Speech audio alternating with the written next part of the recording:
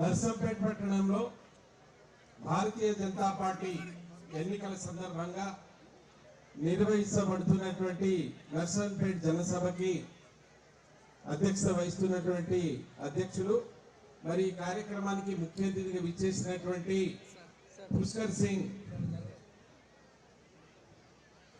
ధామి గారు, ఉత్తరాఖండ్ ముఖ్యమంత్రి గారు, మరి వేదిక పైన ఆశీనులైనటువంటి పెద్దలు, మరి నా గెలుపుకు కారణమైనటువంటి గతంలో ఎంపీగా నన్ను గెలిపించడానికి కారణమైనటువంటి నర్సంపేట నియోజకవర్గ ప్రజలందరికీ హృదయపూర్వకంగా ధన్యవాదాలు, నమస్కారాలు తెలియజేస్తున్నాను. మిత్రులారా, నేను నా గురించి పెద్దగా మీ ముందు చెప్పుకోవలసినవి ఏమీ లేవు. నన్ను నా నిజ జీవితాన్ని చూసినటువంటి వాళ్ళు, ఈ తెలంగాణ ఉద్యమంలో నా పాత్ర చూసినటువంటి వాళ్ళు, కాకతీయ యూనివర్సిటీలో ప్రొఫెసర్గా నన్ను చూసినటువంటి వాళ్ళు, సామాజిక సేవలో నా పాత్ర ఏదో మీకు బాగా తెలుసు.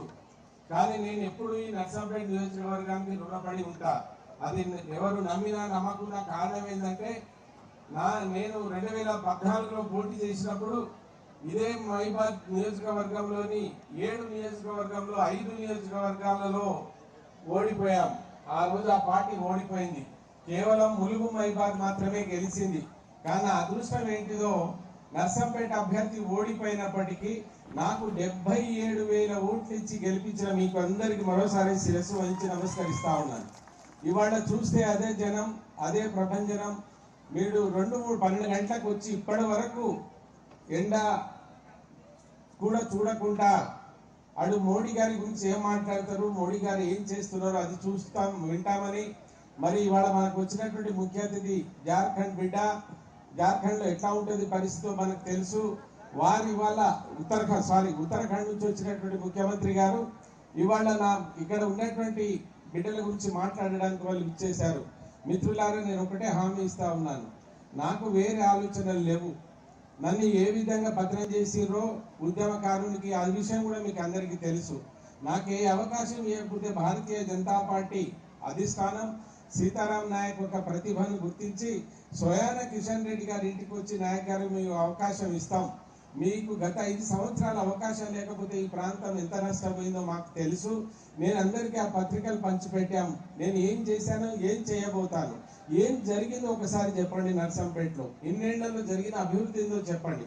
ఇక్కడ నుంచి నర్సంపేట నుంచి మనం ఇల్లందుకు పోవడానికి ఒక నేషనల్ హైవే లేక ఎంత అవస్థ పడుతున్నామో మీరు చూస్తా ఉన్నారు. అదేవిధంగా పాకాల 13వ శతాబ్దంలో కట్టబడ్డటువంటి పాకాల చెరువుకి ఇప్పటి వరకు మహాదర్శ లేదు. కట్టమందికి పోవడానికి కూడా వీలైనటువంటి పరిస్థితి ఉంది. మరి నేను మీకు హామీ ఇస్తా ఉన్నా, నాకు అవకాశం చేయండి. నాకు వేరే ఆలోచనలు లేవు, నాకు ఫ్యాక్టరీలు లేవు, నాకే భూ కబ్జాలు లేవు, నేను ఎక్కడ ఏమీ చేయను. నాకు అవకాశం ఇస్తే మీకు సర్వీస్ చేస్తారని మీకు చేతులెత్తి నమస్కరిస్తా ఉన్నాను. ఎందుకు వేస్తారు కేసీఆర్కి మళ్ళీ ఓటు? ఆ కవితకి ఏం చేస్తారు? అది మలినమవుతుంది ఆ ఓటు. ఏ అభివృద్ధికి ఆకాంక్షిస్తుందో మీరు ఒకసారి చెప్పండి. వాళ్ళు కేంద్రంలో లేరు, రాష్ట్రంలో లేరు. ఏం చేస్తారో ఒకసారి ఆ అభిమానులను నేను కోరుతా ఉన్నాను. మరి మా బలరాం నాయక్ సంగతి మీకు తెలుసు. నోరు ఇప్పితే ఆయన ఏం మాట్లాడతారో ఎవరో తెలియదు. ఓటు వేయకపోతే తీసుకుపోయి తెలంగాణ ఆంధ్రలో కలుపుతా అంటాడు. ఏం కలిపినా అక్కడ కేంద్రంలో ఉన్నావు, ఇక్కడ ఉన్నావు, చేసిందేందో 2 చూపెట్టరాదు పనులు ఏదైనా. నేను మోసే అంత వర్క్స్ ఉన్నాయి మోడీ గారి నాయకత్వంలో. అది ప్రాంతీయ పార్టీలో ఉండి మోడీ గారి దగ్గర అన్ని పనులు చేసినటువంటి రామప్ప తీసుకొచ్చినది వాస్తవమా కాదా? గిరిజన యూనివర్సిటీ తీసుకొచ్చింది వాస్తవమా కాదా? జాతీయ రహదారులు తీసుకొచ్చింది వాస్తవం. ఏమున్నా నాయే ఉన్నా. ఇక్కడ కూడా మీ ప్రతి ఊర్లో ఒక సోలార్ లైట్ ఉందంటే సీతారాం నాయక్దే ఉంది. అది ఇది వాస్తవమా కాదా మీకు చెప్పండి దయచేసి అని నేను మరీ కోరుతున్నాను. ఎన్నికలు కేవలం మోడీ గారి పేరు మీద నడుస్తున్నాయి. ఇక్కడ సీతారాం నాయక్ ఏం చేశారు, ఇంకెవరు చేశారు, ఏం చేశారని కాదు. ఈ దేశము తలరాత రాసేటువంటి, ఈ దేశ ప్రజల యొక్క భవిష్యత్తుని నిర్ధారించేటువంటి ఎన్నికలు ఈసారి జరుగుతున్నటువంటి ఎన్నికలు. ఆ ఎన్నికలలో కేవలం మోడీ మోడీ మోడీ మోడీ గారు అని తప్ప ఇంకొక ఎక్కడ వినబడతలేదు. మీరు ఇంట్లోకి వెళ్ళి తెలియకపోతే అమ్మలని అడగండి, మన అమ్మలని ఇంట్లో అడగండి. మీరు ఎవరికైనా ఓటేస్తే వేసుకోండి, మీరు పైసలకు లాలించబడేవాళ్ళు. కానీ నేను ఈసారి మోడీ గారి భూ గుర్తుకే ఓటేస్తానని అంటున్నారా లేదా చూడండి. నేను ఎక్కడ పోయినా అదే వాదన ఉంది, అదే మాట ఉంది. కనుక మిత్రులారా, నేను మళ్ళీ మీరు దయ కలిస్తే ఇదే నర్సంపేట నన్ను గెలిపిస్తుందనేటువంటి ప్రగాఢమైనటువంటి నమ్మకం ఉంది. కరుడు కట్టినటువంటి మన బీజేపీ కార్యకర్తలు ఎవరైతే ఉన్నారో ఇక్కడ వాళ్ళు 2-3 రోజుల నుంచి వాళ్ళు చేస్తున్న పని చూస్తే ఆ రోజు తెలంగాణ వచ్చేది దాన్ని కూడా మనం అంత పని చేయలేదేమో అనిపించింది నాకు. ఆ స్థాయిలో చేస్తున్నా. మీ అందరికీ నమస్కరిస్తూ పెద్దలు మాట్లాడతాడు. ఇప్పటికే కాలాతీతం అయింది. మీరు అందరినీ ఇంత ఎండలో కూడా ఓర్చి ఇక్కడ కూర్చున్నందుకు మీకు మరోసారి హృదయపూర్వక ధన్యవాదాలు, కృతజ్ఞతలు తెలియజేస్తూ ఒక్కటే మాట, ఇక్కడ గిరిజనులు కూడా 30-40 వేల మంది ఉన్నారు, గిరిజనేతరులు ఉన్నారు. మిత్రులారా, రేవంత్ రెడ్డికి భయం పుట్టి నేను గెలవను, నేను ప్రతిపక్షంలో రాలేమన్న ఉద్దేశంతో ఏదో రాజ్యాంగాన్ని నిందించేటట్టు రిజర్వేషన్ తీసేస్తా అంటున్నాడు. అరే సన్యాసి, నీకు తెలియదేమో, నువ్వు పార్లమెంట్ సభ్యుని కూడా, ఓ ముఖ్యమంత్రి ఏమైనా బుద్ధి ఉండాలనా? 87 మంది ఎస్సీలు రిప్రజెంట్ చేస్తున్నారు. ఇటువంటి నా మహనీయులు ఈ ట్రైబల్ కి సంబంధించిన వాళ్ళు 47, అంటే 134 మంది ఎంపీలు పార్లమెంట్ లో ఉండంగా రాజ్యాంగాన్ని ముట్టుకునే మొగడెవడైనా ఉంటాడు? తోలు తీస్తారు బిడ్డ. ఇంకోసారి వాళ్ళ మనోభావాలు దెబ్బతినేటట్టు నువ్వు మాట్లాడితే నీ మీద అట్రాసిటీ కేసు పెడతారు, జాగ్రత్తగా చెప్తా ఉన్నాను. ఈ దొంగ వేషాలు వేసి ప్రజలని ఎందుకు మనోభావాలు దెబ్బతీస్తున్నావో చదువుకో ఒకసారి. అట్రాసిటీ ఇది నేను పెట్టింది కాదు, ఇది మేము అడిగింది కూడా కాదు. ఆ జాతుల రక్షణ కొరకు పెట్టిందని నువ్వు ఇవాళ ఎవరైనా చనిపోతారు, రేపు మా రిజర్వేషన్ పోతుందని చనిపోతే ఎవర్రా బాధ్యులు దీనికి? ఏంది మీ ఇద్దరి మీద కేసు పెడతాం. నేను election commission, election members, police department ఇక్కడ ఉంది, కోరుతా ఉన్నాను. అమాయకులైనటువంటి 720 గిరిజన తెగలు ఉన్నాయి, ఎస్సీలు ఉన్నారు. వాళ్ళ మనోభావాలు దెబ్బతినేటట్టు కాంగ్రెస్ పార్టీ ప్రవర్తిస్తా ఉంది. వాళ్ళ మీద సుమోటోగా కేసు పెట్టకపోతే రేపు నిరాహార దీక్ష చేసినా మేము వెనకాడము, మేము దాన్ని ఏ స్థాయికైనా తీసుకుపోతామని వాళ్ళని హెచ్చరిస్తూ పెద్దలను మాట్లాడవలసిందిగా కోరుతూ ముగిస్తా ఉన్నాను. జై భారత్, జై భారత్. నర్సంపేట జనసభ కార్యక్రమానికి మనకు ముఖ్య అతిథిగా వచ్చిన భారతీయ జనతా పార్టీ రాష్ట్ర ప్రధాన కార్యదర్శి ప్రేమేందర్ అన్నకు స్వాగతం తెలియజేస్తూ, మనం ఎంతో ఎండలో మధ్యాహ్నం 12 గంటల నుంచి ఇప్పటి వరకు కూడా వెయిట్ చేస్తూ మన ముఖ్య అతిథి గారి యొక్క స్పీచ్ కోసం చూస్తున్నాం. మన ముఖ్య అతిథి గారైన ఉత్తరాఖండ్ ముఖ్యమంత్రి వర్యులు పుష్కర్ సింగ్ ధామీ గారిని మాట్లాడవలసిందిగా కోరుకుంటున్నాం.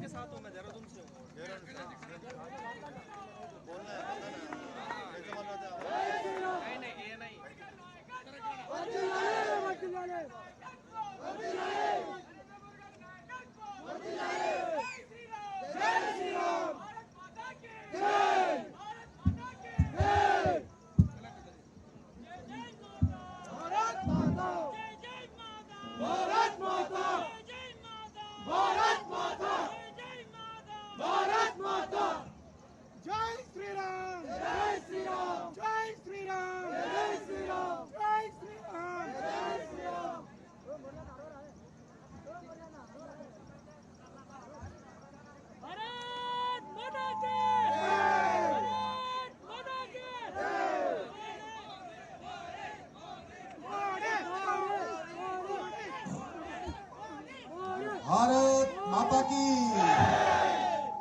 इधर से भी आवाज आना चाहिए, सब जगह से, चारों तरफ से। बोले भारत माता की, भारत माता की। वंदे वंदे वीरभद्र स्वामी की, वीरभद्र स्वामी की, भगवान बिरसा मुंडा की।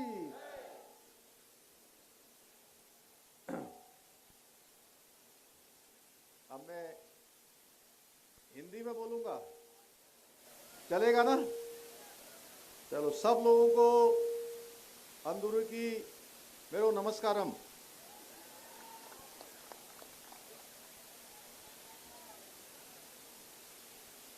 भारतीय जनता पार्टी महमूदाबाद लोकसभा क्षेत्र के कैंडिडेट श्री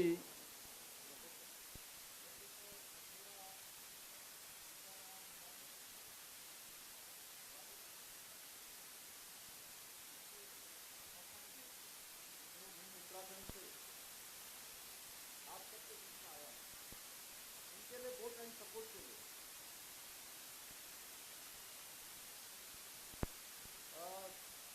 स्टेज पर और G Premanand Reddy ji, general secretary Telangana Bharatiya Janata Party, Shri Jayaraj Pati Mohan Rao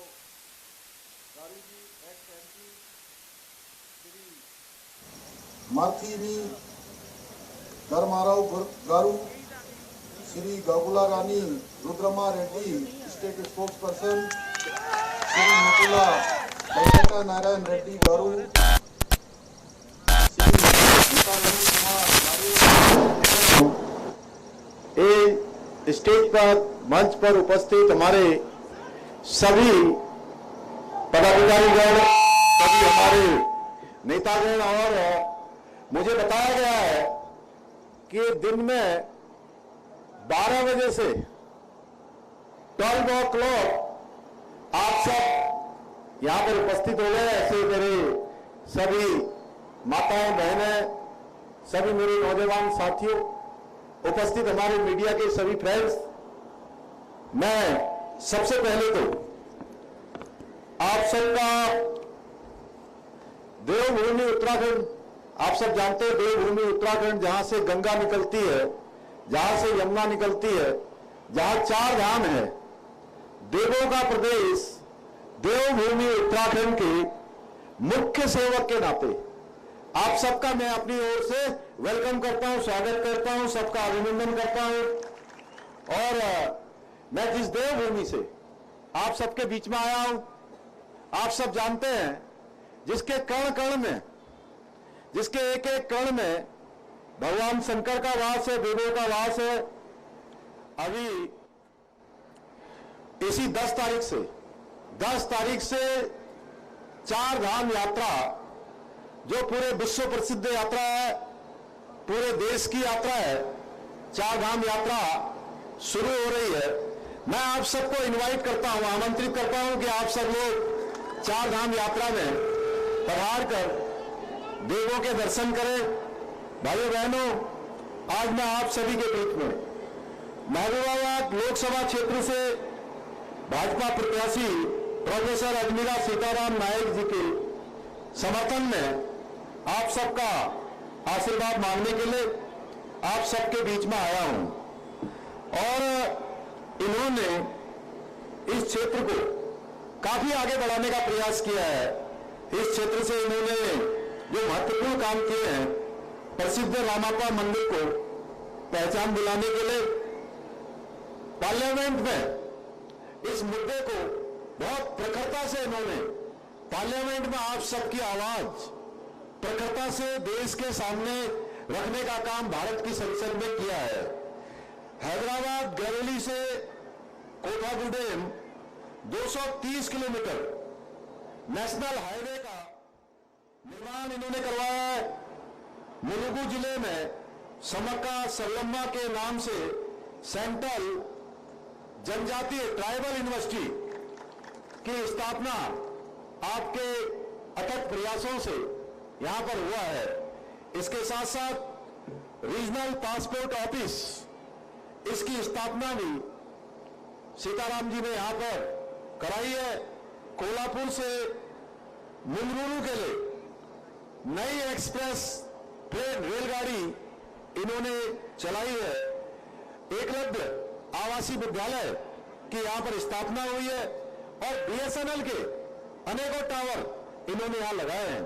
प्रधानमंत्री PMGSY सड़क योजना में बहुत सारे काम इन्होंने आगे बढ़ाए हैं। भाइयों बहनों, इस क्षेत्र के चहुमुखी विकास के लिए आपका एक एक वोट, जहां हमारे सीताराम जी को, प्रोफेसर अजमीरा सीताराम नायक जी को आपका समर्थन जाएगा, आपका आशीर्वाद जाएगा, वही हमारे प्रधानमंत्री मोदी जी को भी आपका वोट ताकत प्रदान करेगा, ऊर्जा प्रदान करेगा, उनको शक्ति देने का काम करेगा, जो आज आदिवासियों के लिए, जनजातियों के लिए, वनवासियों के लिए लगातार इस देश के अंदर काम कर रहे हैं। भाइयों बहनों, ये वोट आपका भारत को विकसित राष्ट्र बनाने के लिए वोट है। ये वोट भारत के जन जन के कल्याण के लिए है। ये वोट हमारे समाज में अंतिम छोर में खड़े हुए लोगों को आगे उठाने के लिए वोट है। देश को आर्थिक रूप से, सामाजिक रूप से शक्तिशाली बनाने के लिए होगा। भाइयों बहनों, आज हमारे प्रधानमंत्री नरेंद्र मोदी जी के नेतृत्व में जिस तेजी से आगे बढ़ रहा है, नए नए इतिहास बना रहा है, ये हम सब ने देखा है। भारत के चहुमुखी विकास के लिए भारत के विश्व के मानचित्र में विश्व शक्ति के रूप में उभर रहा है। आज भारत दुनिया की 5वीं सबसे बड़ी अर्थव्यवस्था बन गया है। आज भारत का यूपीआई पेमेंट सिस्टम पूरी दुनिया में डंका बजा रहा है। मोदी जी देश के हर गरीब के लिए, हर कमजोर व्यक्ति के लिए आज काम कर रहे हैं। भाइयों बहनों, अनेक योजनाएं लागू कर रहे हैं, चाहे जन धन योजना हो, उज्ज्वला योजना हो, किसान समृद्धि योजना हो, पीएम आवास योजना हो, आयुष्मान भारत योजना हो, गरीब कल्याण अन्न योजना हो, लखपति दीदी योजना हो, ऐसे अनेक योजनाएं आज मोदी जी देश के अंदर ला रहे हैं। देश के अंदर अनेक ऐतिहासिक निर्णय उन्होंने देश के अंदर लिए हैं। कुछ लोग आज ये भ्रांति फैलाने का काम कर रहे हैं कि मोदी जी आरक्षण समाप्त कर देंगे। मैं आपको बताना चाहता हूं भाइयों बहनों, भारतीय जनता पार्टी और मोदी जी आरक्षण के सबसे बड़े समर्थक हैं। ये लोग जो झूठ फैलाने का काम कर रहे हैं, जो भ्रम फैलाने का काम कर रहे हैं, लोगों में संदेह डालने का काम कर रहे हैं, उनके खिलाफ निकट भविष्य में कानूनी कार्रवाई भी होगी। कुछ लोग यहां पर झूठे वीडियो भी बना रहे हैं। आपने देखा होगा गृह मंत्री जी का पिछले दिनों में उन्होंने वीडियो बनाया था, झूठा वीडियो, जिनके खिलाफ कानूनी कार्रवाई हो रही है। भाई साहब, भाइयों और बहनों, आरक्षण समाप्त करने जैसी बात, संविधान बदलने जैसी बात, ये बातें भारतीय जनता पार्टी और नरेंद्र मोदी जी की सोच में नहीं है। नरेंद्र मोदी जी की सोच में आरक्षण एसटी, एससी और ओबीसी हमेशा से प्राथमिकता में रहे हैं। इसके लिए उन्होंने देश के अंदर अनेक योजनाएं लागू की हैं। भाइयों बहनों, जम्मू कश्मीर के अंदर 370 हटाने का काम हो, मुस्लिम बहनों को 3 तलाक से मुक्ति दिलाने का काम हो, या सर्जिकल स्ट्राइक करना हो, श्री राम मंदिर का निर्माण करना हो, या देश के अंदर सीएए का कानून लाया गया हो, आज मोदी जी के मार्गदर्शन में अनेकों कार्य हुए हैं। देवभूमि उत्तराखंड, जहां से मैं आप सबके बीच में आया हूं, हमने भी वहां ऐतिहासिक फैसला लिया है। उत्तराखंड देश का पहला राज्य है जहां पर यूसीसी का विधेयक एक कानून बन गया है। भाइयों बहनों, और ये यूसीसी की गंगा जो उत्तराखंड से निकली है, उत्तराखंड में जिसकी शुरुआत हुई है, अब मोदी जी के नेतृत्व में जब आप हमारे अजमेरा जी को लोकसभा में भेज देंगे, मेंबर ऑफ पार्लियामेंट बना देंगे, पूरे देश के अंदर ये गंगा बहेगी। भाइयों बहनों, हमने धर्मांतरण विरोधी कानून बनाया है, लैंड जिहाद के खिलाफ कार्रवाई की है, ऐसे कड़े निर्णय हमने लिए हैं। भाइयों बहनों, एक तरफ मोदी जी है जो देश को जोड़ने की बात करते हैं, वहीं दूसरी तरफ कांग्रेस है जो देश को तोड़ने की बात कर रही है। कांग्रेस पार्टी भारत की एकता और अखंडता को खतरे में डालने का काम कर रही है। कांग्रेस के लोग आज देशद्रोह की भाषा बोल रहे हैं, आज पाकिस्तान की भाषा बोल रहे हैं। भाइयों बहनों, वो कहते हैं दक्षिण को तोड़कर एक अलग देश बनाएंगे, लेकिन देश की जनता जानती है कि कांग्रेस के इन मंसूबों को देश की जनता कभी कामयाब नहीं होने देगी। भारत कोई मिट्टी का टुकड़ा नहीं है, भारत हमारी मां है, और मां के बारे में अगर कोई सोच ऐसी रखता है तो जनता उस पार्टी का इतना बुरा हाल करेगी कि वो जड़ से समाप्त हो जाएंगे। भाइयों बहनों, पूरी तरह से नेस्तनाबूद हो जाएंगे। भाइयों बहनों, आप सबको याद होगा 2014 से पहले का समय, देश के अंदर रोज घपले हुआ करते थे, घोटाले हुआ करते थे, करोड़ों के घोटाले सामने आते थे। कभी कोयले का घोटाला होता था, कभी 2G स्पेक्ट्रम का घोटाला होता था, कभी कॉमनवेल्थ का घोटाला होता था।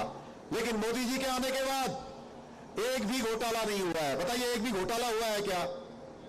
कोई घोटाला सामने आया क्या? भाइयों बहनों बताइए, नहीं आया ना, कोई घोटाला नहीं आया, क्योंकि मोदी जी ने कहा है ना मैं खुद खाऊंगा ना किसी को खाने दूंगा। भाइयों बहनों, एक तरफ कांग्रेस है जो परिवारवाद घोटालों की चलनी है, वहीं दूसरी तरफ बीआरएस है जो परिवारवाद और घोटालों के मामले में आज कांग्रेस को भी पीछा छोड़ रही है। बीआरएस का घोटाला इतना बड़ा है कि उसकी गूंज केवल तेलंगाना ही नहीं बल्कि दिल्ली तक सुनाई दे रही है। बीआरएस नेता और केसीआर की उनकी बेटी दिल्ली के शराब घोटाले में शामिल होने के मामले में जेल की चक्की पीस रही हैं। भाइयों बहनों, कांग्रेस ने तेलंगाना की जनता से वायदा किया था कि सत्ता में आने पर हम बीआरएस के घोटालों की जांच करवाएंगे, लेकिन पावर में आकर इन्होंने कोई काम नहीं किया है, क्योंकि बीआरएस और कांग्रेस पार्टियां दोनों एक ही थैली के चट्टे बट्टे हैं भाइयों बहनों। कांग्रेस और बीआरएस आपस में दोनों का अंदरूनी गठबंधन है कि ये दोनों मिलकर प्रदेश को लूटेंगे और एक दूसरे के ऊपर कोई कार्रवाई नहीं करेंगे। पिछले 10 सालों में जो बीआरएस ने यहां घोटाले के कांग्रेस को जो देश के अंदर घोटाले करने का मौका नहीं मिला है, इसलिए कांग्रेस चाहती है कि देश के अंदर जल्दी से उनको सत्ता मिल जाए ताकि वो फिर से करप्शन और भ्रष्टाचार का खेल खेल सके। देश की जनता को कांग्रेस की असलियत पता है भाइयों बहनों, इसलिए उत्तर से लेकर दक्षिण तक, पूरब से लेकर पश्चिम तक हर राज्य में भाजपा ही भाजपा नजर आ रही है। कांग्रेस की इतनी स्थिति खराब हो गई है कि अब राहुल गांधी और सोनिया गांधी, जो उनकी परंपरागत सीट अमेठी हुआ करती थी, वो अमेठी छोड़कर भाग रहे हैं। भाइयों बहनों, मोदी जी कहते हैं कि देश के संसाधनों पर पहला हक गरीबों का है, आदिवासियों का है, वंचितों का है, जनजातियों का है, पिछड़े वर्ग के लोगों का है। और कांग्रेस कहती है देश के संसाधनों पर पहला हक मुस्लिम समुदाय का है, एक वर्ग विशेष का है। कांग्रेस के नेता अब आपकी जो पैतृक संपत्ति है उस पर भी टैक्स लगाने की बात कर रहे हैं। मतलब यह है कि जीवन भर जो आपने मेहनत से संपत्ति इकट्ठा करेंगे, उसके बाद उस संपत्ति का हिस्सा कांग्रेस का पंजा ले जाएगा और उस हिस्से को कांग्रेस अपने चहेते वोट बैंक में खैरात के रूप में बांट देगी। इस तरह कांग्रेस ओबीसी वर्ग के आरक्षण को, एसटी वर्ग के आरक्षण को, आदिवासियों के आरक्षण को छीनकर मुसलमानों में बांटने की बात की कोशिश कर रही है। कर्नाटका में इन्होंने सरकार में आते ही रातों रात नियम बदल दिए भाइयों बहनों, मुसलमानों को ओबीसी घोषित कर दिया, मुसलमानों को ओबीसी का आरक्षण छीनने का खुला अधिकार दे दिया। यह नियम ओबीसी समाज के लिए बहुत घातक है। आज कांग्रेसी ओबीसी का हक छीन रहे हैं, कल वो दलित और आदिवासियों का हक छीनकर अपने वोट बैंक को देंगे। लेकिन मोदी जी ने कहा है भाइयों बहनों कि वो किसी भी आदिवासी का, किसी भी पिछड़े वर्ग का हक नहीं छीनने देंगे जब तक वो जिंदा है। कांग्रेस को ऐसा बिल्कुल नहीं करने देंगे भाइयों बहनों। आदरणीय मोदी जी कांग्रेस के मंसूबे कभी कामयाब नहीं होने देंगे। मैं अंत में आपसे पूछना चाहता हूं भाइयों बहनों, जो कांग्रेस पार्टी की सरकार तेलंगाना के अंदर आई है, उसने कहा था कि हम सरकार में आएंगे तो हमारी महिला वर्ग को 2500 रुपए, 2500 रुपए आप बेरोजगारी भत्ता देंगे। क्या भाइयों बहने किसी को मिला है क्या? मिला है क्या? जोर से बोलिए जी, मिला है? किसी के अकाउंट में आया है क्या? नहीं आया है। किसानों का उन्होंने कहा था कि 2 लाख रुपए तक का कर्जा माफ कर देंगे, किसी का कर्जा माफ हुआ है क्या? बेरोजगार नौजवानों को कहा था, युवाओं को कहा था कि बेरोजगारी भत्ता देंगे, किसी को भत्ता मिला है क्या? नहीं मिला है भाइयों बहनों। इसलिए झूठ बोलते हैं, भ्रम फैलाते हैं। पूरे देश के अंदर मोदी जी की सरकार बन रही है, पूरब से लेकर पश्चिम, उत्तर से लेकर दक्षिण, कश्मीर से लेकर कन्याकुमारी तक। आज मोदी जी पावर में आ रहे हैं, मोदी जी प्रधानमंत्री बन रहे हैं और हमारे श्री राम जी को आप यहां से जिताकर भेजेंगे तो निश्चित रूप से यह क्षेत्र आपका आगे बढ़ेगा। जिताएंगे ना इनको? जिताएंगे? अरे जोर से बोलिए, जिताएंगे? कमल के फूल वाला बटन दबाएंगे? कमल के फूल वाला बटन दबाएंगे?